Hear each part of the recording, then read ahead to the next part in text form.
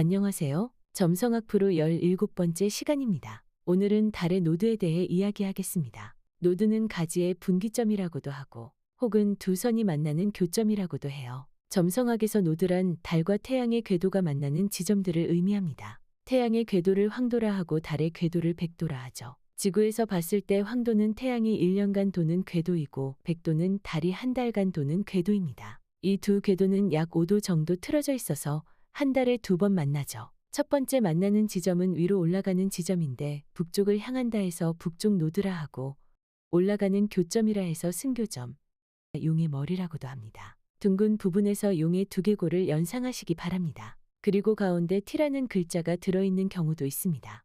트루노드, 즉 북쪽 노드가 진짜 노드라는 의미입니다. 두 번째 만나는 지점은 아래로 내려가는 지점인데 남쪽을 향한다 해서 남쪽 노드라 하고 하강하는 교점이라 해서 강교점, 용이 내려가면서 꼬리만 보인다 해서 용의 꼬리라고도 합니다. 둥근 두개골을 아래로 향한 모습을 연상하시기 바랍니다. 이 두 지점은 행성은 아니지만 행성처럼 취급합니다. 즉, 이 두 지점의 위치 역시 천문 해석에서 중요하게 다룹니다. 인도 점성학에서는 두 노드를 나후와 케투라고 하고 불경에서는 라후, 계두로 음역해서 사용합니다. 두 개의 노드는 정말 다양하게 해석되는데요.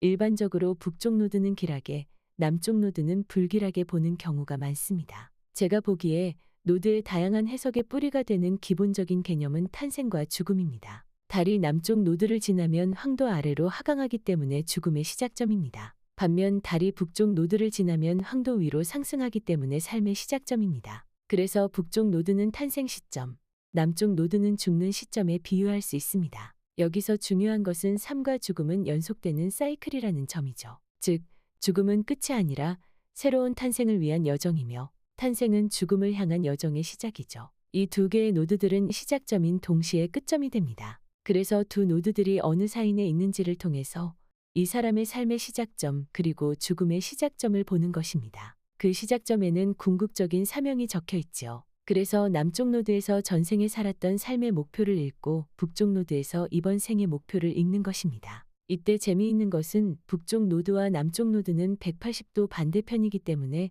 삶의 사명이 전혀 반대가 된다는 것이죠. 그래서 전생과 완전히 반대의 삶을 살도록 돼 있죠. 그런데 사람들은 현생을 살면서도 전생의 타성을 가지고 있다고 해요. 전생의 타성을 탈피하지 못해 현생에서 적응을 못하면 여러 가지 곤란이 오고 심리적으로 마찰을 일으키게 된답니다. 프로들은 여기서 병과 갈등의 원인을 찾는 것이죠. 노드에 관해서는 이런 해석 말고도 다양한 것들을 볼 수 있는데 그에 대해서는 다음에 더 다루겠습니다. 그럼 여러분의 노드를 실제로 해석해보는 시간을 가져볼까요?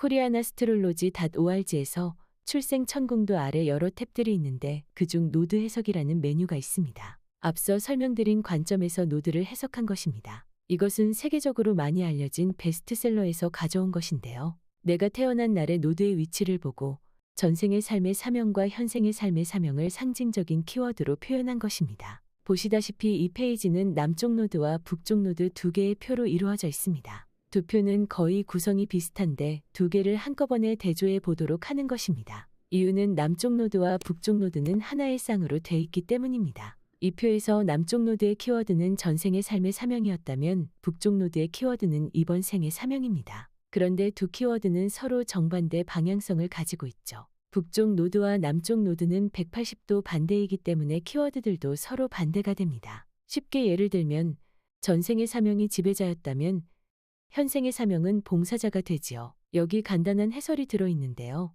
특이한 것은 남쪽 노드 키워드들 가운데 내게 익숙하고 내가 잘하는 것들이 많은 반면 북쪽 노드의 키워드들은 대체로 내가 못하거나 도전할 가치가 있는 것들이 많습니다. 가령 수학은 잘하고 영어는 못했는데 영어에만 목을 매다가 영어 선생님이 되셨다는 분 이야기가 있습니다. 이런 경우 남쪽 노드의 키워드를 수학이라고 한다면 북쪽 노드의 키워드는 영어라고 할 수 있지요. 남쪽 노드는 전생에서 해본 것이기 때문에 타고난 재능이지만 이번 생에서는 별로 재미를 느끼지 못합니다. 이번 생에서는 북쪽 노드에 적혀있는 사명의 매력을 느끼고 있기 때문입니다. 바로 이것이 노드로 인생을 볼 때 역설과 아이러니를 설명하는 원리가 되기도 합니다. 유명한 철학자 버트란드 러셀은 수학의 원리라는 책을 쓴 사람인데요. 이 사람이 원래는 수학에 재능도 없고 심지어는 낙제를 받은 사람이라고 해요. 그런데 필생의 역작을 통해 수릴 철학자로 인정을 받게 됩니다. 참으로 역설적인 삶이지만 이런 것은 어쩌면 이번 생의 사명이 선천적인 능력과는 반대가 되기 때문일지도 모릅니다.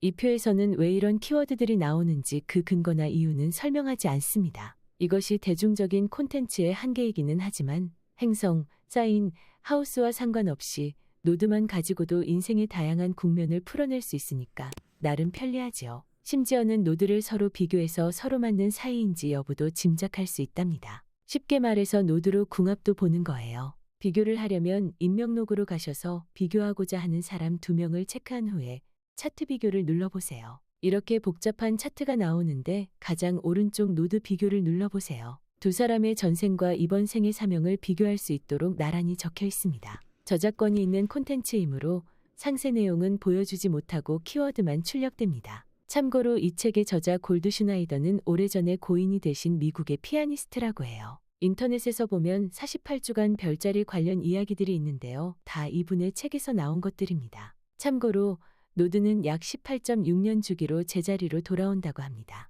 노드의 위치는 매일 미세하게 이동하는데 18.6년이 되면 12사인을 한 바퀴 다 돌고 제자리로 돌아온다는 이야기이죠. 목성, 토성의 리턴과 다른 점은 리턴은 태양을 일주하는 기간이지만 노드의 회기는 달의 세차 운동이죠. 조금 이해하기가 어렵다면 이 동영상을 참고해보세요. 교차점들이 미세하게 바뀌는 원리입니다. 그렇게 한 바퀴 도는데 약 18.6년이 걸립니다. 12살 차이는 띠가 같듯이 약 18.6년의 차이는 노드가 같을 확률이 높습니다. 서로 같은 띠는 뜻이 통한다고 하잖아요. 그래서 약 18.6년의 간격 역시 그러한 원리가 통하죠. 역으로 9.3년의 차이는 아마도 가장 극단적으로 반대가 되는 사람일 수 있습니다. 서로 노드가 180도 다르기 때문입니다. 이 사람의 전생은 저 사람의 현생에 해당하고 저 사람의 전생은 이 사람의 현생에 해당합니다. 서로 정반대이면서도 전생과 현생을 번갈아 가면서 체험한 사이이기 때문에 서로 모자른 부분을 보충할 수 있다고 합니다. 이상 달의 노드에 대해 설명드렸는데요. 노드는 달 중심의 체계이기 때문에 태양 위주의 서양보다는 달을 위주로 하는 중동이나 인도 등에서 더 중요하게 다루어졌습니다. 그럼 오늘은 여기까지 하고 다음 시간에 뵙겠습니다. 감사합니다.